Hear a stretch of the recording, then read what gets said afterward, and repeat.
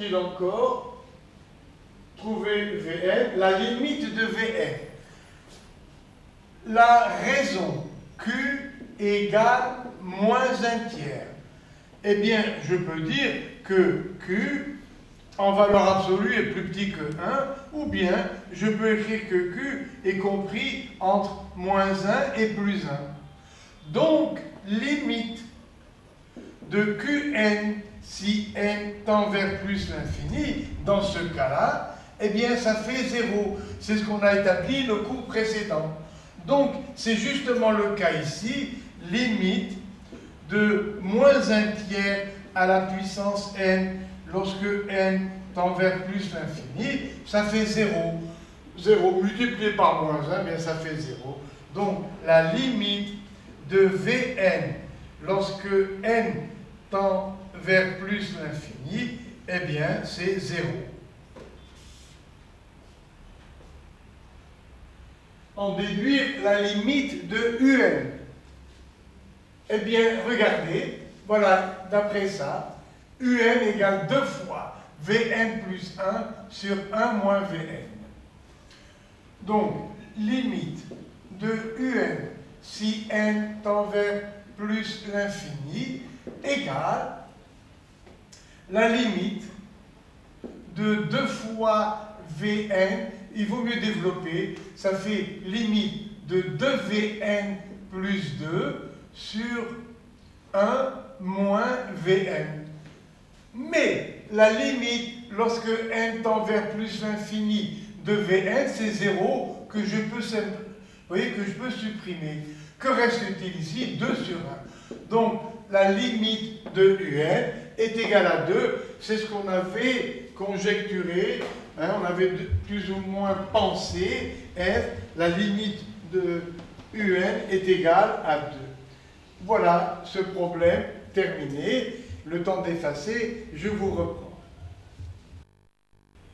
Voici un autre exercice sur les suites. D'après moi, il va vous intéresser. Alors, je vous le lis. La suite Un est définie par U1 égale 1, U2 égale 3, et pour tout n appartenant aux entiers naturels, voici la relation UN plus 2 égale 3 fois UN plus 1 moins 2UN. Soit Vn, la suite définie par Vn égale UN plus 1 moins UN. Montrer que Vn est une suite géométrique, exprimer Vn en fonction de n, en déduire Un en fonction de n. Bien, alors allons-y. Vn est défini par UN plus 1 moins UN. Montrer que Vn est une suite géométrique. Quelle est la méthode? Eh bien, on calcule Vn plus 1 et ensuite on fait le rapport Vn plus 1 divisé par Vn pour trouver la raison de la suite géométrique. Alors, on remplace donc n par n plus 1.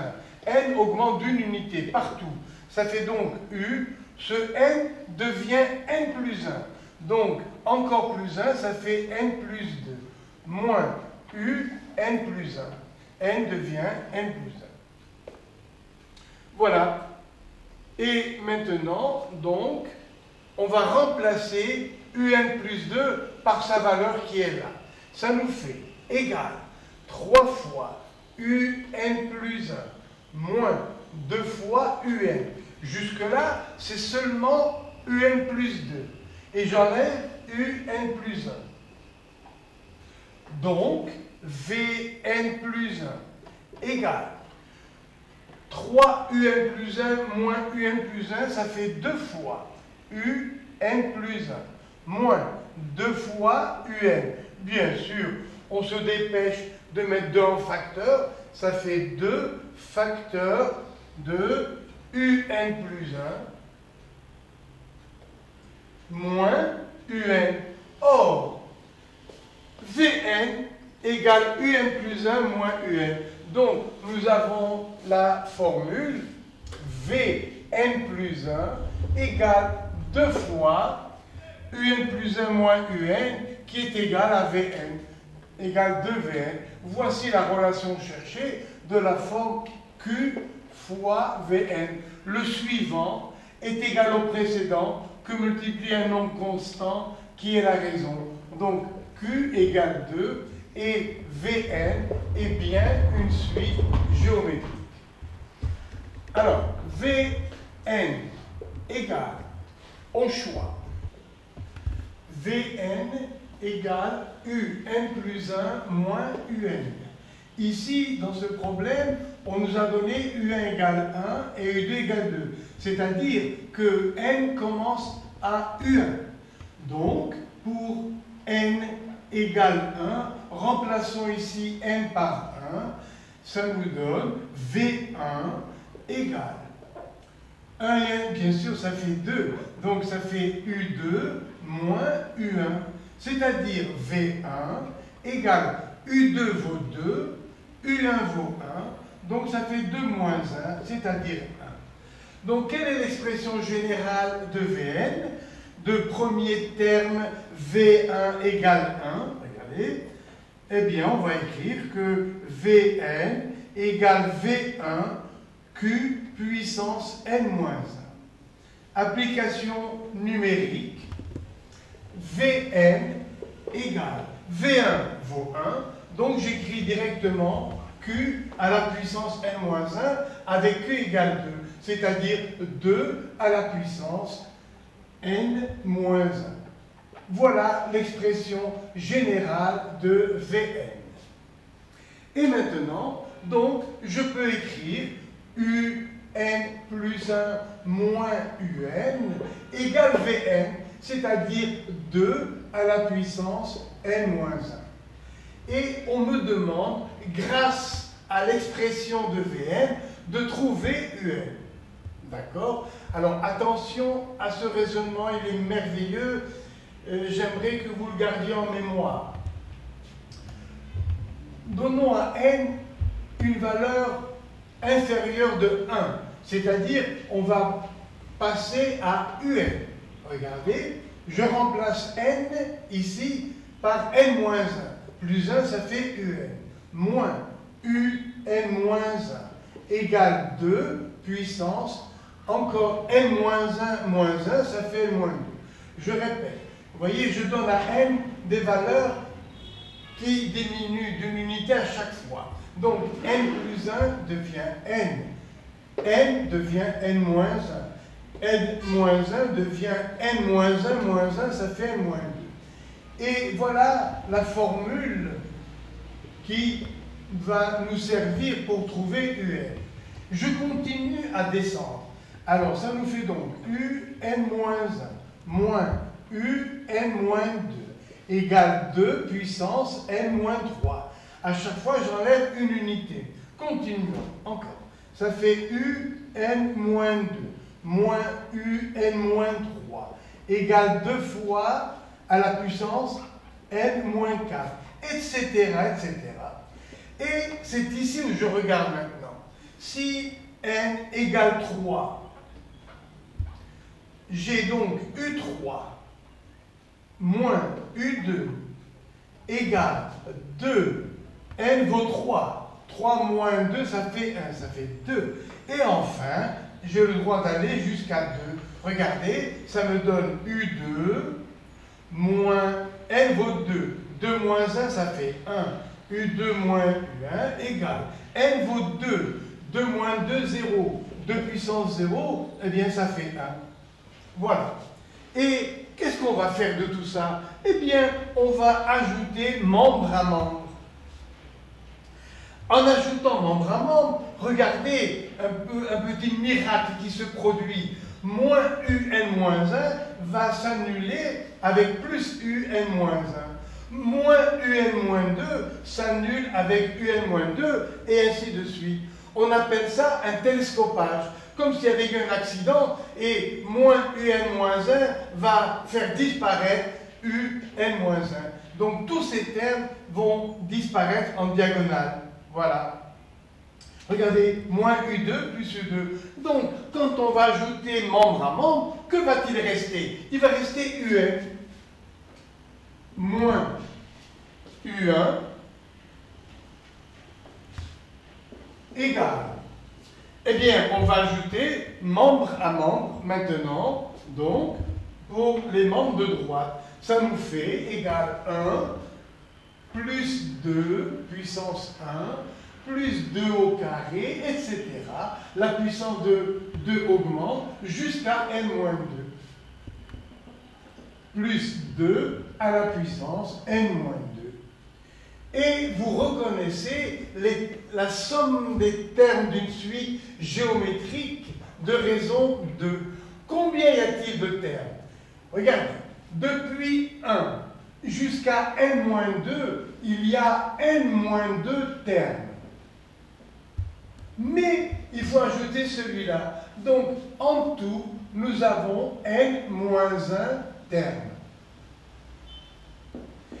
Et donc, ça me fait un moins un, c'est-à-dire 1, égale. Alors, il y a n-1 terme. Le premier, c'est 1. Bon, donc, ça nous fait, je peux l'oublier, ça fait 1 moins q à la puissance égale au nombre de termes, c'est-à-dire n-1 sur 1 moins q qui vaut 2. Voici donc la valeur de la somme des termes d'une suite géométrique où il y a n-1 termes. Donc, un-1 égale, alors là, je mets 1 divisé par 1 moins 2. Bien sûr, 1 moins 2 vaut moins 1. 1 sur moins 1, vous voyez, ça fait moins 1 en facteur. Facteur de 1 moins q puissance n-1. Voilà. Alors, donc, je répète, 1 moins 2, ça fait moins 1. 1 sur moins 1, ça fait moins 1. Et maintenant, je développe. Ça fait un moins 1 égale moins 1 plus q puissance n-1. Bien sûr, on simplifie et ça donne un égale q à la puissance n-1. Q égale 2, donc un égale 2 à la puissance n-1. Et le problème est terminé et je vous remercie. Donc, à la prochaine séance. À bientôt. Encore un exercice que je vous lis. La suite UN est définie par les relations suivantes. U0 égale 1, U1 égale 8. Et pour l'entier naturel n plus grand ou égal à 2, UN égale 4 fois UN-1 moins UN-2.